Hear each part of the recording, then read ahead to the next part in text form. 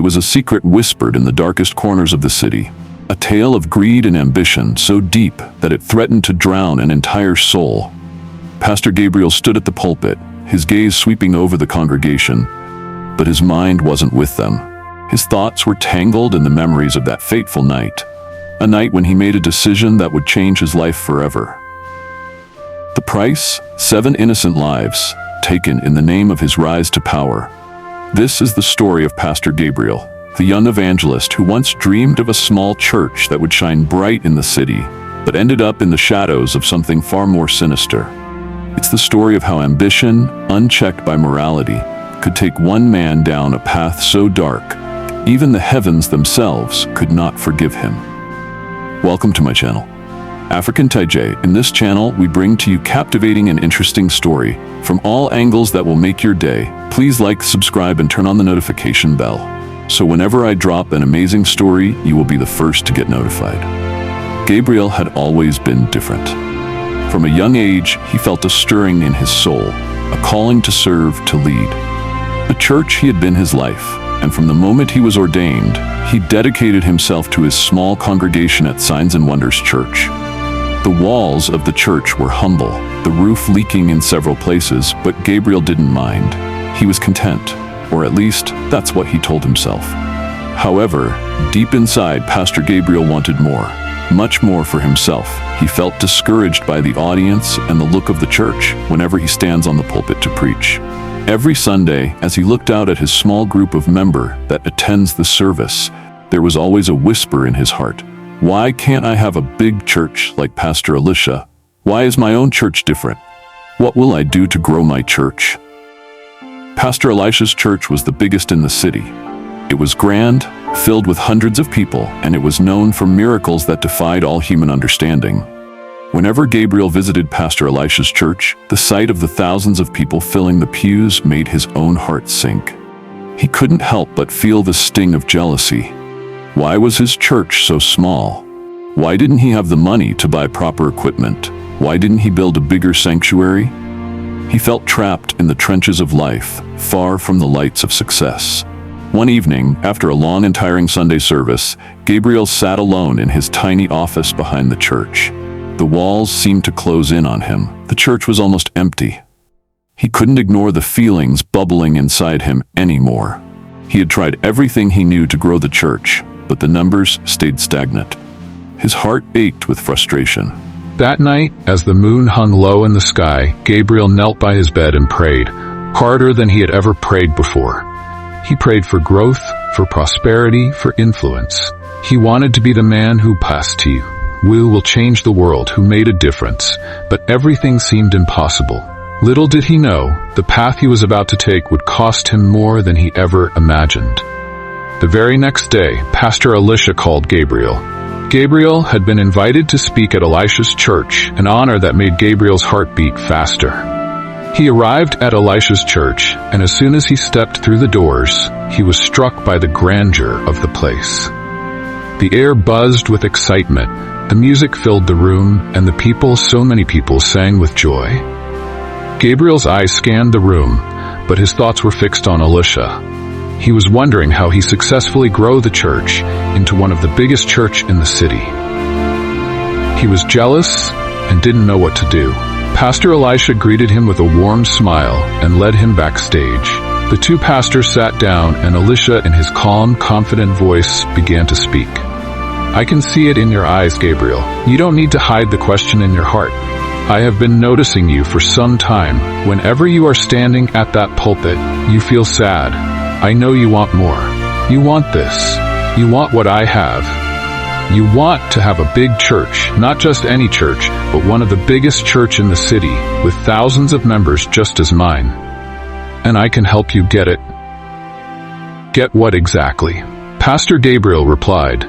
Pastor Elisha smiled, saying, what you want, of course. Gabriel, we are like brothers right from childhood. We struggled together on the street, preached the word together on the street, and even went to the university together. Why shouldn't I help now? Gabriel felt a lump form in his throat. He had never spoken to Elisha about his feelings, but it seemed Elisha knew exactly what he was thinking. Tell me, Elisha, Gabriel asked, his voice almost trembling. How did you build this? How did you get all of this? Your ministry is so powerful, your church so filled with people. I want that. But I don't know how to get there. Please, I'm sick and tired of seeing few members in my church. I'm sick and tired of staying in a small church that has no quality church equipment. Gabriel lament, Elisha smiled, but there was something in his eyes that sent a chill down Gabriel's spine. I'll tell you what I did, Elisha said, but it's not something you can tell anyone else. Are you ready?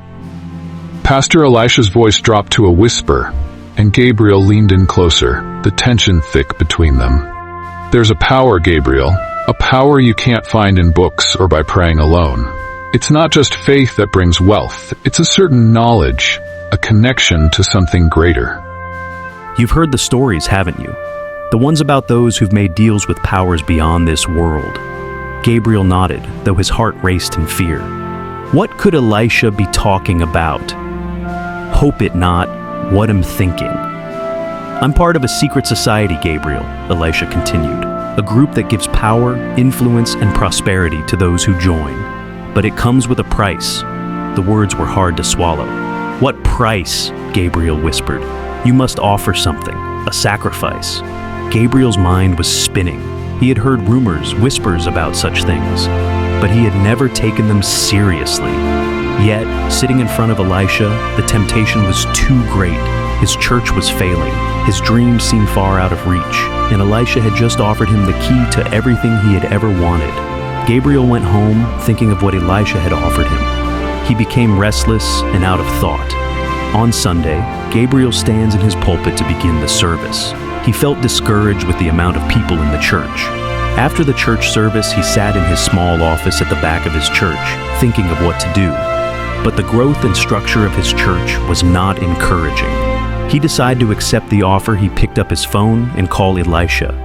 I'm ready, Gabriel said, his voice barely audible. Tell me what I need to do. That Friday, Gabriel met Elisha again, but this time the meeting was different. They didn't meet in Elisha's church. Instead, they traveled far outside the city, to a secluded area where the lights of civilization couldn't reach. Gabriel's heart pounded in his chest as they approached an old, crumbling house in the woods. Elisha led him inside, where an old man waited. The native man was known for his miraculous deeds. He eyed Gabriel with an unsettling gaze.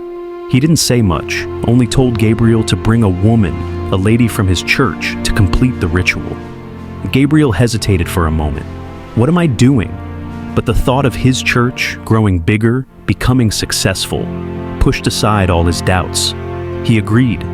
The ritual was dark and disturbing. The man chanted in a language Gabriel couldn't understand, and the air thickened with an otherworldly energy. Gabriel watched, entranced, as the native man worked his magic, the power swirling around him. Within days, Gabriel's church began to grow. People came from all corners of the city, drawn by rumors of the powerful miracles that Pastor Gabriel could perform.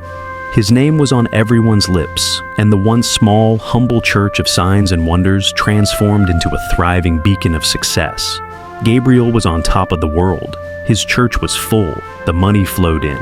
He wore the finest clothes, drove the best cars, and had the most influential people sitting in his congregation.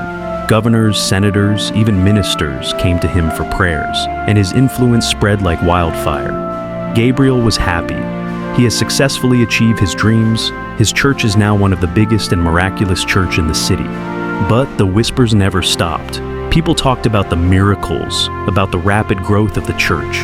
But some wondered in the back of their minds, what was the price Gabriel had paid for all of this?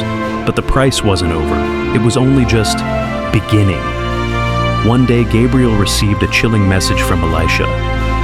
The time has come for your next sacrifice, Elisha told him. 7 women, bring them to the native man herd. Gabriel's heart stopped. 7 women? The thought horrified him, but the fear of losing everything he had built held him in place. He knew that the society demanded more, and if he didn't comply, he risked losing everything. Reluctantly, Gabriel gave the order. His boys went to work, capturing young women from the streets, innocent, unaware. But this time, the authorities were watching. The police were tipped off, and they intercepted the boys before they could complete the ritual. They found the van, filled with the lifeless bodies of the 7 girls. It was too late. The truth came to light. The investigation unraveled everything. The news spread like wildfire. The city was in shock. Gabriel, the once celebrated pastor, was arrested along with Elisha and several other members of the secret society.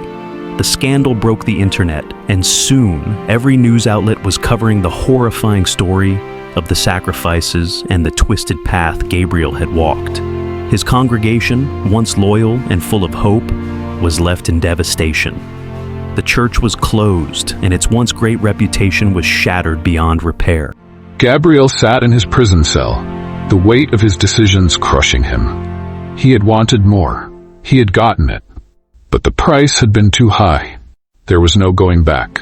Gabriel's rise and fall became a cautionary tale, a story whispered in churches and among the faithful. It was a tale of ambition gone wrong, of power bought with the lives of others.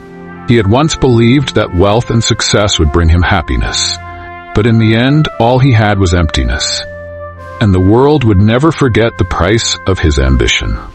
Thank you for watching. Please, if you find this story interesting, kindly subscribe, like, and comment your thought. See you on my next story.